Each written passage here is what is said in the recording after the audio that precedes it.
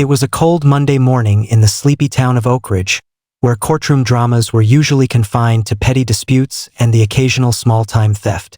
But today, the town courthouse was packed to the rafters. Reporters, townsfolk, even high school students on a field trip, all drawn by one case that had captured the community's heart. The center of it all was a boy. His name was Ethan Rowe, a 10-year-old with large, soulful eyes and an unruly mop of dark brown hair. But Ethan was different. He hadn't spoken a single word in nearly 3 years. Ever since the tragedy that took his parents in a fire, Ethan had lived in complete silence, communicating only through gestures and writing on a small notepad. Doctors called it selective mutism, but to the townspeople, it was simply heartbreaking. His only constant companion since the tragedy was his golden retriever, Shadow. A therapy dog originally trained for veterans with PTSD, Shadow had somehow formed an extraordinary bond with Ethan. They moved like shadows of one another. Ethan barely needed to lift a finger, and Shadow would understand exactly what he needed. When the Rowe family home had burned down, Ethan's parents were killed instantly, and authorities suspected arson. For a while, it was chalked up to a freak accident. Old wiring, faulty stove, maybe a candle left burning. But as the investigation deepened, evidence began to point to something far more sinister. Ethan had been the only survivor, and now, nearly 3 years later, he was being called to testify. But here was the challenge. How could a boy who didn't speak take the stand? The judge, Honorable Margaret Linwood, had wrestled with the question for weeks. She was known for her no-nonsense demeanor and her strict adherence to court procedures. But even she had been moved by the unusual request. Ethan's guardian and attorney had petitioned the court for permission for Ethan to testify, with his dog beside him. This wasn't some simple emotional support gesture. According to Ethan's legal team, Shadow could communicate with Ethan in subtle but powerful ways. They claimed that Ethan had developed a secret system of signals, so discreet it bordered on telepathic, with the dog. And, most importantly, they insisted that Ethan could communicate critical facts about the fire using these signals. Skeptical, Judge Linwood had allowed it, reluctantly. And so, on that crisp Monday morning, young Ethan walked into the courtroom in his neatly ironed button-up shirt, gripping a leash in his small hand. At the other end of the leash padded Shadow, poised and alert. The courtroom fell silent. Even the hum of whispered gossip quieted as Ethan took his seat. Judge Linwood adjusted her glasses and looked over the courtroom. This court is now in session for the case of the People versus Terrence Blackwell. Prosecution, you may proceed. Terrence Blackwell was a former contractor with a checkered past, and he had recently been revealed to have a grudge against Ethan's father, who had fired him from a renovation job just weeks before the fire. Evidence was thin, but motive lingered like smoke. The prosecutor, a young woman named Danielle Grant, rose from her chair and approached the witness stand, where Ethan sat with Shadow beside him.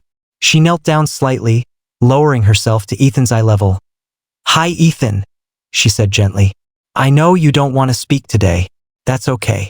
I just want to ask you some questions. And if you want to answer, you can do so however you feel comfortable. Is that all right?" Ethan gave a small nod. Shadow's ears perked up slightly. Everyone held their breath. Danielle looked back at the judge, who nodded. "Okay," she continued. "I'm going to ask you something very important, Ethan. I want to know. Do you remember who was in your house the night of the fire?" Ethan didn't move. Shadow stared at him, eyes focused and intense. Then Ethan's hand twitched, just slightly, almost imperceptibly. He made a small motion with 2 fingers. Shadow immediately reacted. He sat up straighter, looked toward the gallery, and let out a soft but firm bark. The judge looked puzzled. Danielle stood slowly, eyebrows raised. "What just happened?" she asked, turning toward the defense table. Ethan gave another signal. Shadow turned toward Terrence Blackwell, the defendant, and growled. The courtroom erupted into gasps. Judge Linwood slammed her gavel. "Order! Order in the court!" But the shock was just beginning. Ethan gave another signal, more complex this time, a combination of taps and gestures. Shadow moved closer to the witness box, looked directly at Judge Linwood, and lay down. Placing a paw over a small item that had been hidden beneath Ethan's chair. It was a half-burned matchbook. Everyone froze. Judge Linwood rose to her feet, visibly shaken. This was just the beginning. That a stunned silence fell over the courtroom as all eyes locked on the small, charred object under Shadow's paw. The scorched matchbook looked like it had barely survived the inferno that had taken Ethan's family. Judge Linwood blinked rapidly behind her glasses, struggling to maintain composure. "Is that evidence?" she asked, her voice tight. Prosecutor Danielle Grant stepped closer, careful not to startle the boy or the dog. She knelt down, retrieved the object gently, and held it up. "It's a matchbook," she said quietly. "Partially burned, but legible enough.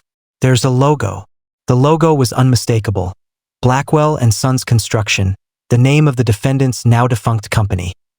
The courtroom erupted in murmurs and low gasps again. Judge Linwood raised her gavel but didn't bring it down right away. Even she was visibly shaken by the development. "Where did that come from?" the defense attorney barked, springing from his seat. "Your Honor, I demand to know how that item entered the courtroom. This could be a planted piece of evidence." Danielle turned to Judge Linwood. "Your Honor, this was under the witness chair, hidden beneath it. Ethan brought it in, apparently to present it today. Without informing the court?" the defense attorney snapped. "This violates chain of custody." "Sit down, Mr. Haskins," Linwood said sternly. "We will address chain of custody shortly. But let's not forget what we've just seen." A mute boy gave a signal to a therapy dog, who then revealed this evidence. In front of a full courtroom. "I think we can all agree, this is not an ordinary day in court." She turned her gaze back to Ethan, who remained still, wide-eyed but calm, with one hand resting gently on Shadow's back. Shadow's tail thumped once against the wooden floor. "Ethan," Danielle said gently, "can you tell us, did you find this matchbook in your house? After the fire?" Ethan didn't move.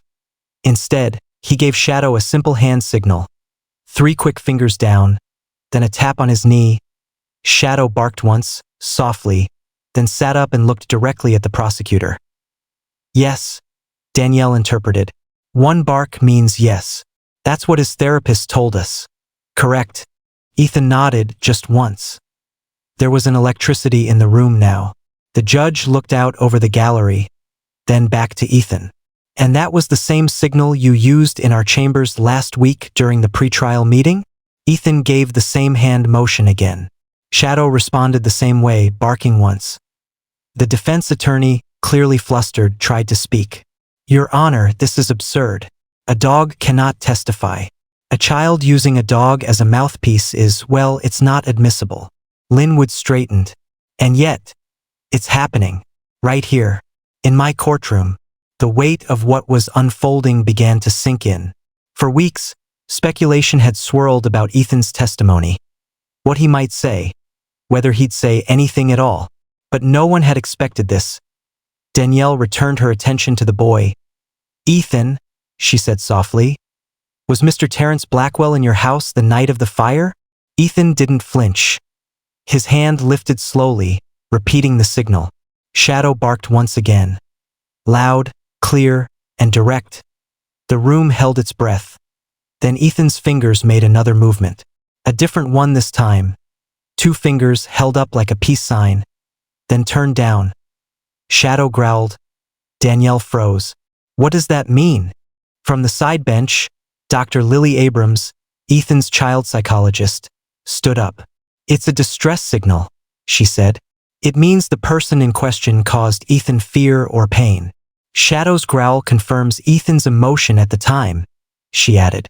"They've been using this signal in our sessions when discussing traumatic memories." The judge was quiet for a long moment. Then she leaned back in her chair and exhaled slowly. This case just took a serious turn, but the boy wasn't done. Ethan reached into the side pocket of his jacket and slowly pulled out a folded piece of paper. His hands trembled as he unfolded it and handed it to Danielle. She accepted it carefully, scanning it in silence. Then she turned it toward the courtroom. It was a hand-drawn map, a crude sketch of the house showing where he'd found the matchbook. Next to it, in a child's handwriting, were the words, "He dropped it by the basement door." The gallery gasped again. The basement, where the fire had started. Danielle looked up at the judge. This is a direct identification. The child may not be using his voice, but his communication is unmistakable.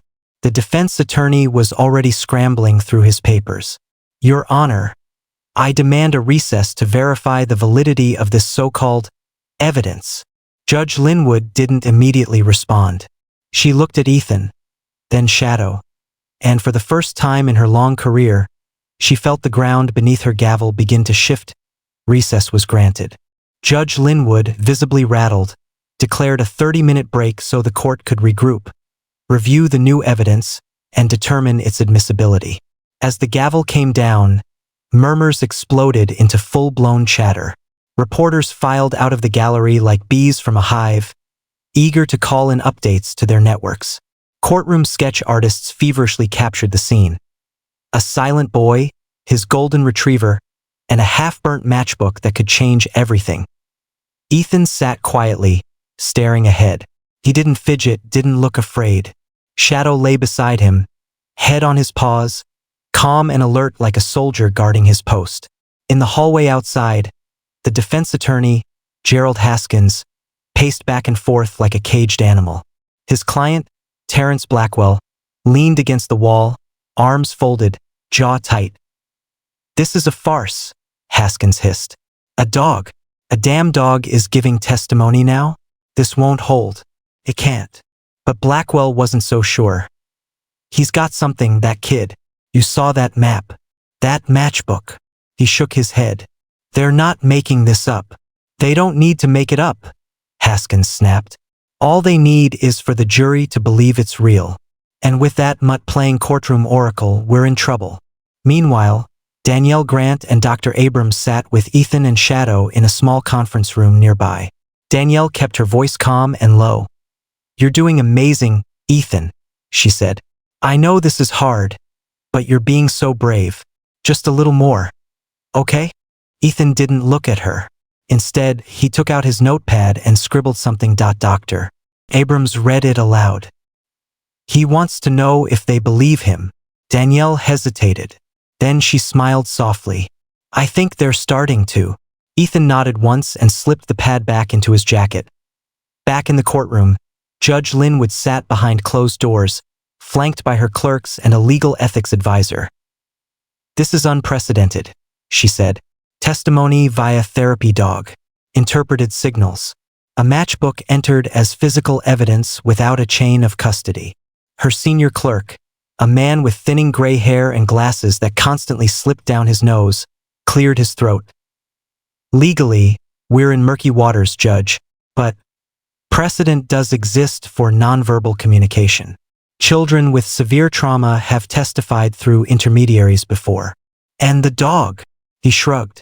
Unprecedented, but if we treat Shadow as an extension of Ethan's communication, not as a witness himself, we may have a leg to stand on. Judge Linwood sat in silence for a moment. Then, let's resume. The courtroom filled once again, a buzz of anticipation humming beneath every whispered conversation. When the judge returned, she was all business.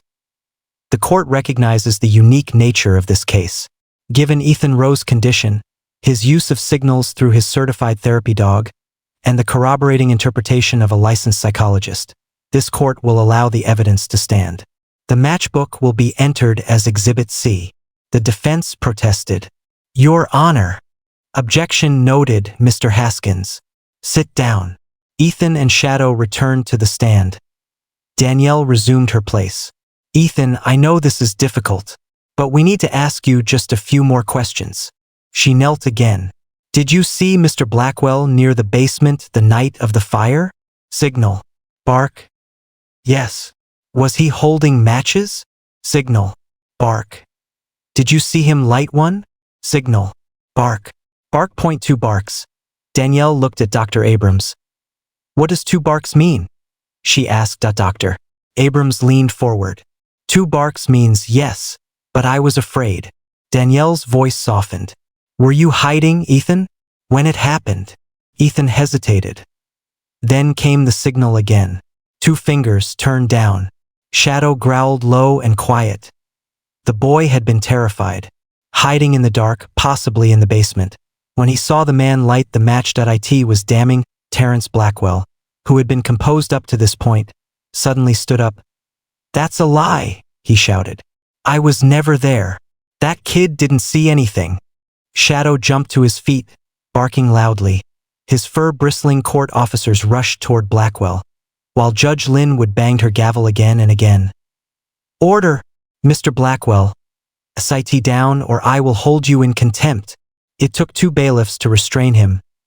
Shadow snarled once more, then returned to his place beside Ethan, still watching the defendant with unblinking eyes. In that moment, the jury wasn't looking at the evidence anymore. They were looking at the boy, the dog, and the man who had just lost his composure. And the tide had turned. As the courtroom settled once more, the mood had changed entirely. No longer was the case about a traumatized boy too broken to speak. No longer was Shadow just a therapy dog. Together, they had become something more, a witness. A living conduit of memory, truth, and emotion that no one in that room could deny. Judge Linwood ordered the court to resume with witness testimony, but it was clear that all eyes were still locked on Ethan and Shadow. The boy's composure and the dog's almost supernatural understanding had stirred something powerful in the jury. Jurors leaned forward now, no longer just listening, but feeling. Prosecutor Danielle Grant stood again and turned back to Ethan. She kept her voice steady. "Ethan, I want to ask about what happened after the fire started. You survived that night. You ran from the house, correct?" Ethan gave a subtle hand motion, index finger in a circle over his heart. Shadow barked once, then leaned his head against Ethan's leg. Dr. Abrams stepped in to explain. "That's his sign for, I was scared, but I made it. He associates the heart with courage." Danielle nodded. "You were brave. So brave." Then she continued. "Ethan, did anyone help you escape?" A new signal. This time Ethan pointed to Shadow. Danielle smiled. "Your dog saved you?" Another small nod. Then, for the first time that day, Ethan reached down and hugged Shadow tightly, burying his face in the dog's neck. Danielle turned toward the judge. "Your Honor, the police report confirms that when first responders arrived at the Rowe residence, they found Shadow dragging Ethan by the collar of his pajama top away from the flames." Judge Linwood reviewed the papers briefly, then nodded. "Confirmed in the record." Danielle continued. "Ethan, do you remember hearing anything? Any voices that night?" Ethan's fingers began to move again. This time, it was a sequence Danielle hadn't seen before. Tap, 2 fingers to the ear, then a closed fist to the chest. Shadow whined. A new sound, soft and mournful. Dr. Abrams stepped in, her brow furrowed. That's new. That's a grief signal. It means he heard something that hurt him deeply." Danielle crouched down, her voice gentle. "Was it something Terence Blackwell said?" Ethan signaled again, tapped to the mouth, then crossed arms. Shadow barked twice. "He heard a threat," Dr. Abrams translated. "And he remembers the voice." The tension in the room became unbearable. Danielle's next move was bold, maybe even risky, but she had to take the chance. "Ethan, I'm going to play a voice recording," she said. "It's from a voicemail Mr. Blackwell left on your father's phone just 2 weeks before the fire." She turned to the judge. "Permission?" Judge Linwood paused, then nodded. "Proceed." The courtroom went silent as the recording played. "You think you can just toss me aside like garbage? I built that house with my own hands. You'll regret this, Mark. You'll see what happens when you cross a man who has nothing to lose." The voice was gravelly, threatening, unmistakable. Ethan froze. Shadow immediately sat upright, staring hard at the defendant. Then came a growl. Not the kind of growl used to communicate fear or warning. This one was recognition. Danielle looked at the judge. "Your Honor, both Ethan and Shadow are responding identically to the voice. This confirms memory, recognition, and trauma. There is no way they could fake this." The defense jumped to his feet again. "This is all circumstantial, subjective interpretation. The dog is not a forensic expert." Judge Linwood raised her hand. "Mr. Haskins, sit down." This court is not in the business of ignoring the clearest evidence presented right before its eyes. She turned to Ethan. Her voice softened. Ethan, I believe you. The boy didn't move, but something shifted in his posture. A release, a drop in the shoulders. For the first time in years, someone in authority was telling him that his truth mattered. But then something unexpected happened. From the back of the courtroom, a tall man in a dark coat stood up. Your Honor, he called out. I have information. Court officers moved quickly toward him, but Judge Linwood waved them off. State your name and affiliation. I'm Alex Monroe, former project manager for Blackwell and Sons Construction. Gasps rippled across the room. Even Blackwell's head snapped toward him. Monroe continued, stepping forward. I was with Terrence the night of the fire. He paid me to disable the alarm system on the Rowe property. He said it was just a prank, to scare Mark Rowe, his old boss, but it got out of hand. I didn't know what he planned to do after that. Blackwell stood up again. You liar. You're just trying to save your own. Judge Linwood's gavel thundered. Officers, detain Mr. Blackwell. I am holding him in contempt. As Blackwell was restrained, Ethan sat perfectly still. Shadow rested a paw across his lap. Like a protective shield, justice was no longer a vague idea floating in the courtroom air. It was here now, solid, real, and the boy who never spoke had just made the whole world listen. Alex Monroe's confession sent a lightning bolt through the courtroom. As the former project manager of Blackwell and Sons Construction, his unexpected admission changed everything. Judge Linwood immediately ordered the court into recess, and both Monroe and Blackwell were escorted out, one in handcuffs, the other under tight watch. Ethan sat in the witness box, wide-eyed and overwhelmed.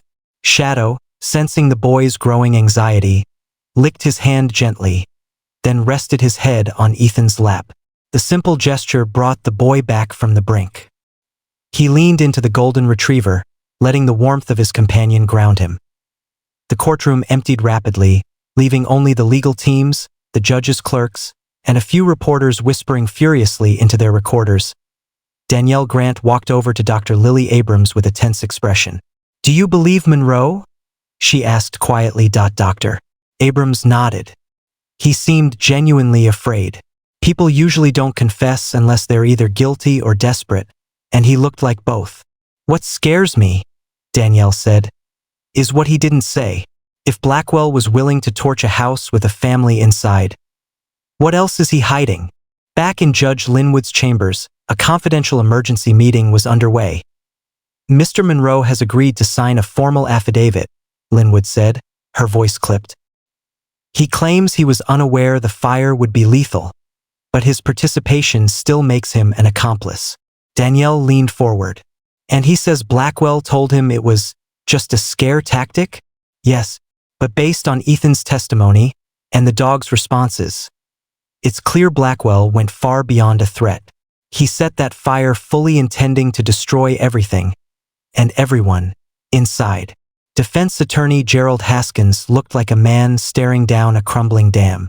Your Honor, my client is being condemned by a traumatized child and a dog. This is dangerous legal territory. No, Linwood said sharply. This is a new frontier in justice, one where silence doesn't mean absence of truth. She glanced at Danielle. Continue your prosecution. Let's see this through. When the court reconvened the next morning, the gallery was packed. News of the emotional courtroom drama had spread across the country overnight. The case was being referred to as the boy and the dog trial. Morning talk shows buzzed with coverage. Twitter was ablaze with hashtags like #EthanSpeaks and #ShadowTheWitness. Inside the courtroom, the atmosphere was heavy with expectation. Terrence Blackwell was back, this time flanked by 2 armed court officers and wearing a cold, hardened expression. But even he seemed different, smaller, as if the walls were finally closing in. Danielle approached the jury with calm assurance. Ladies and gentlemen, she began.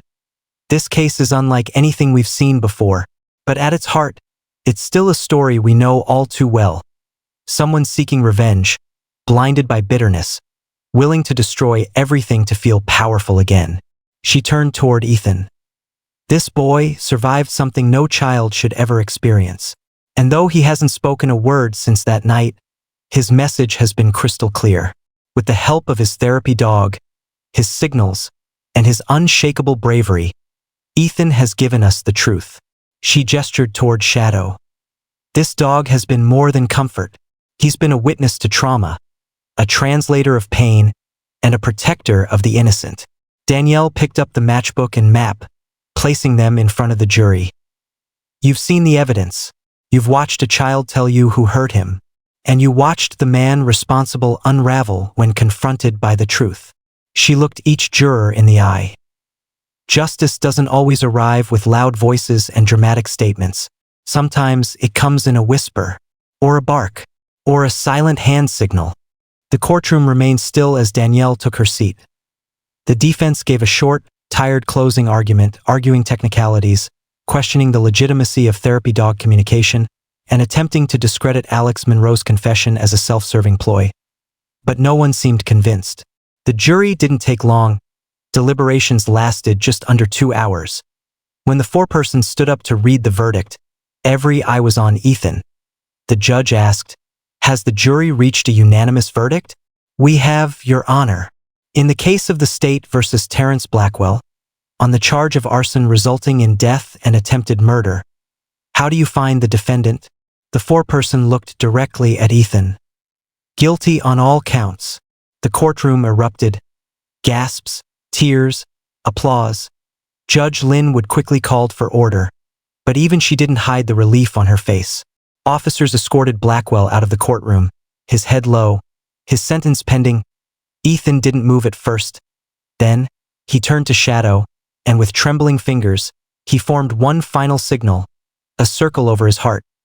Shadow barked once, clear and proud. The courtroom knew what it meant. I'm safe now. The day after the trial ended, the courthouse steps were filled with reporters and flashing cameras. Everyone wanted a glimpse of the boy who didn't speak, the therapy dog that made history, and the woman who trusted them both.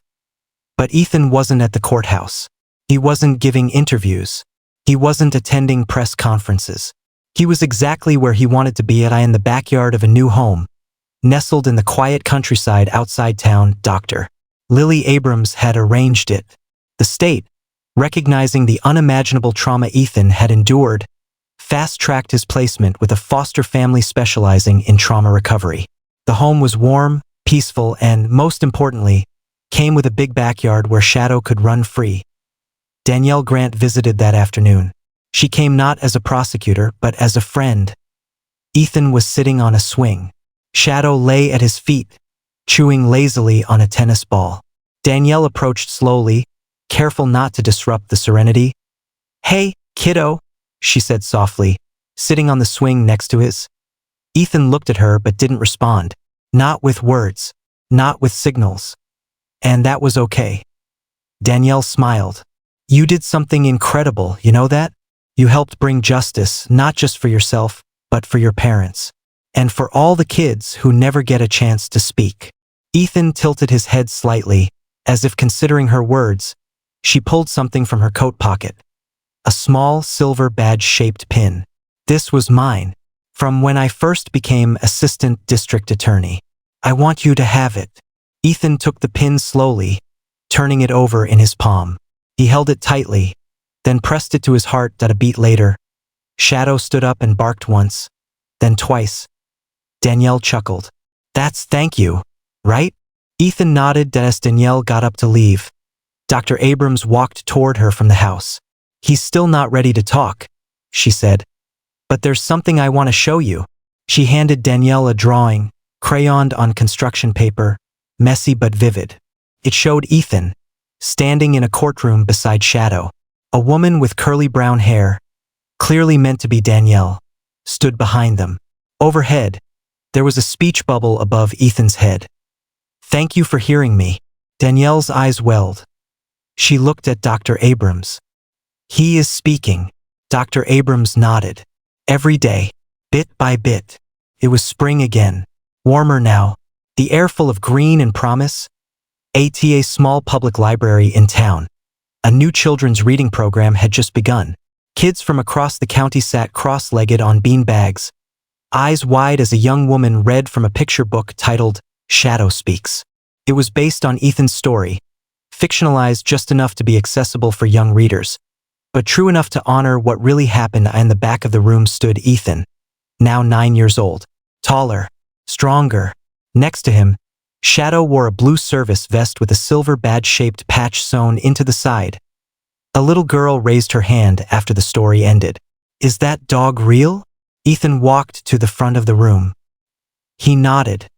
Then he raised his hand, and in a voice quiet but steady, he said, "This is Shadow. He's my best friend." Gasps rippled through the room. Dr. Abrams, seated in the back, dabbed her eyes with a tissue. Danielle, now promoted to chief prosecutor, placed a hand over her heart. It was the first time Ethan had spoken in public since the fire. The library erupted in applause. Shadow barked twice, then sat proudly beside Ethan, tail wagging. Justice had been served. Healing had begun, and the boy who once lived in silence had finally found his voice. The courtroom may have fallen silent, but the world outside had erupted. Within hours of the verdict, major news networks ran the headline, "Silent and No More. Therapy Dog Helps Boy Convict Arsonist in Historic Court Case." Talk shows lit up. Social media exploded. Everyone wanted to know more about the silent boy and the loyal dog who helped him speak. Shadow became a household name. Ethan, a symbol of courage. But what truly took the nation by storm wasn't the novelty of a dog in court. It was the validity of communication without speech. Civil rights groups, educators, therapists, and legal scholars began debating one core question. Should therapy animals be recognized as communication facilitators in courtrooms nationwide? The American Bar Association issued a statement. The state versus Terrence Blackwell has changed how we perceive communication, trauma, and testimony. For the first time in legal history, a nonverbal child with the aid of a certified therapy animal provided credible, actionable courtroom evidence. This case must prompt legal reform. Soon, a grassroots movement was born. #Shadow Bill proposed in multiple state legislatures. The Shadow Bill aimed to create nationwide protocols for therapy-assisted testimony in court, especially for children and trauma survivors. It outlined training standards, legal procedures, and verification systems so that animals like Shadow could be used not as spectacles, but as trusted tools for justice. Danielle Grant was invited to speak before a congressional panel in D.C. She stood proudly with Shadow by her side, explaining how a silent child taught the justice system to listen differently. "I've presented cases with DNA evidence, surveillance footage, and even confessions," she told lawmakers. "But never have I seen truth delivered so powerfully as it was by a child who said nothing and a dog who understood everything." Shadow sat beside her on the chamber floor wearing his silver-patched vest.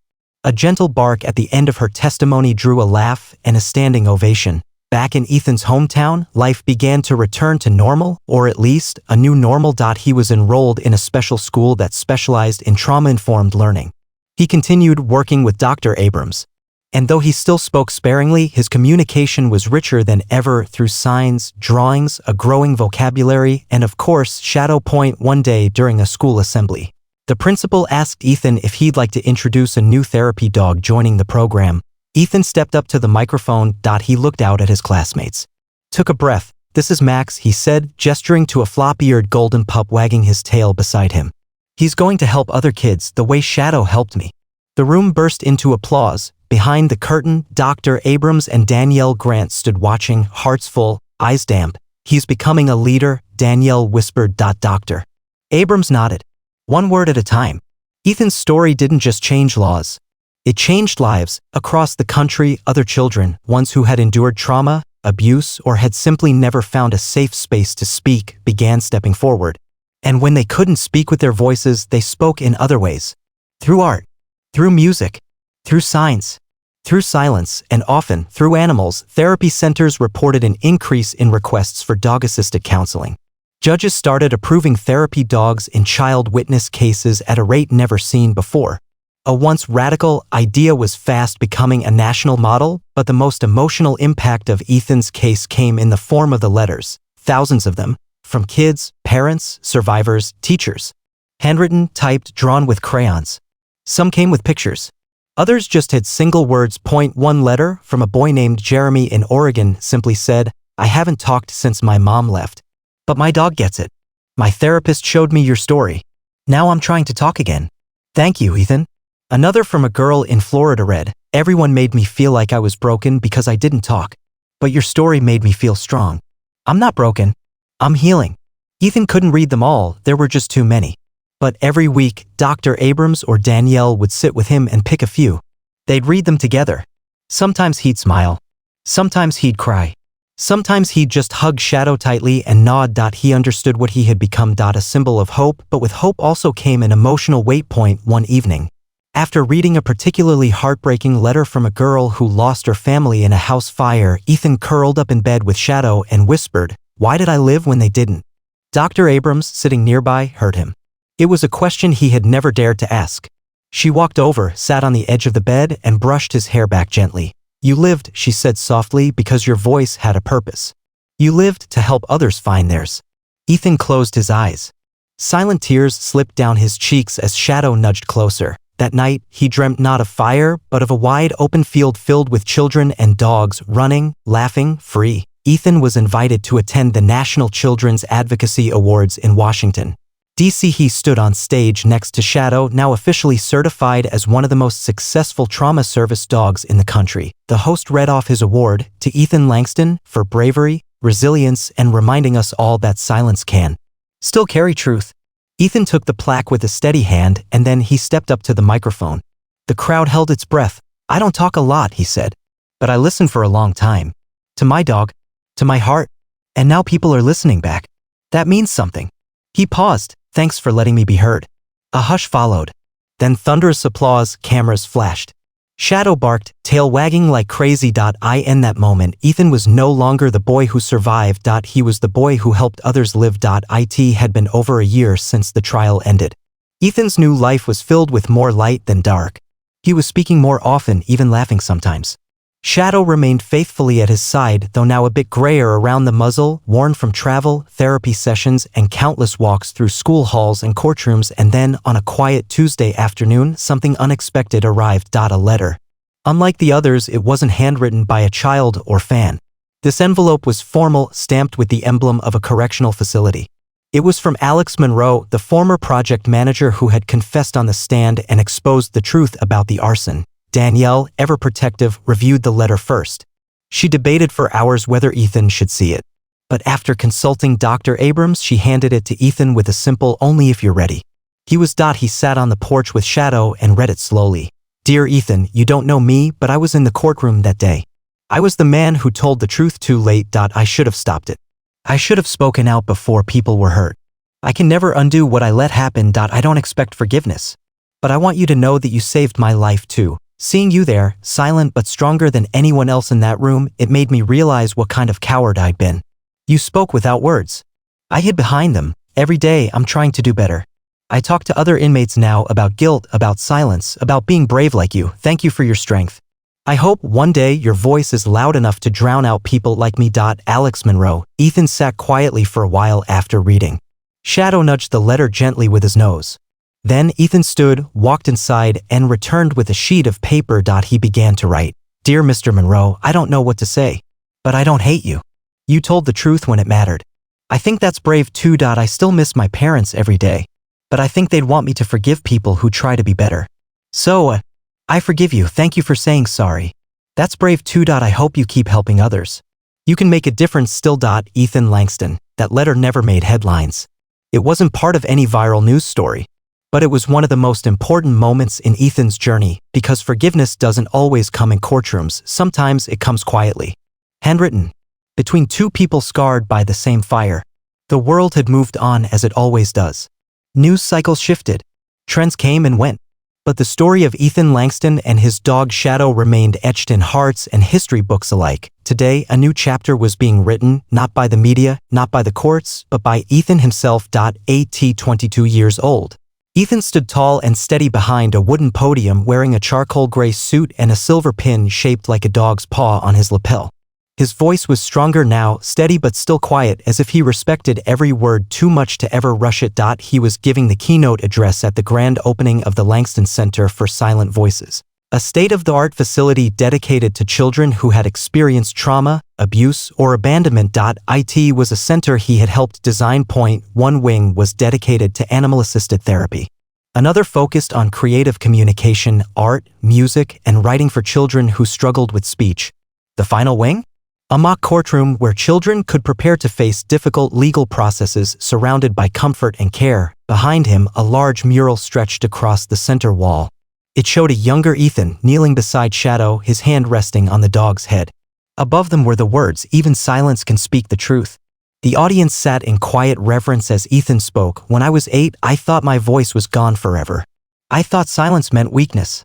But I've learned that silence is just another language. And dogs, they speak it better than anyone. The center isn't about me. It's about all the kids who are still waiting for someone to understand them. It's about building bridges between silence and sound, between fear and healing."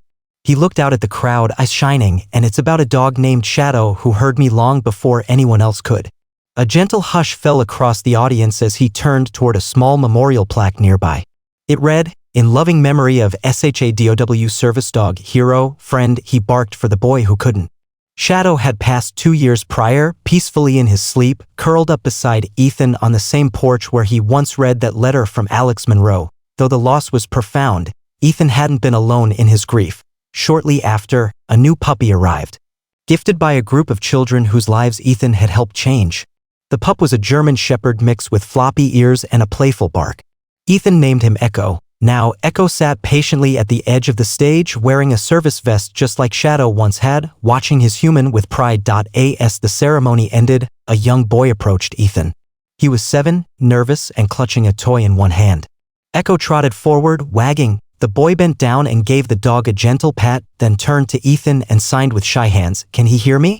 Ethan knelt, looked the boy in the eyes, and signed back with the grace of someone who had once lived in the same silence. "He hears everything that matters."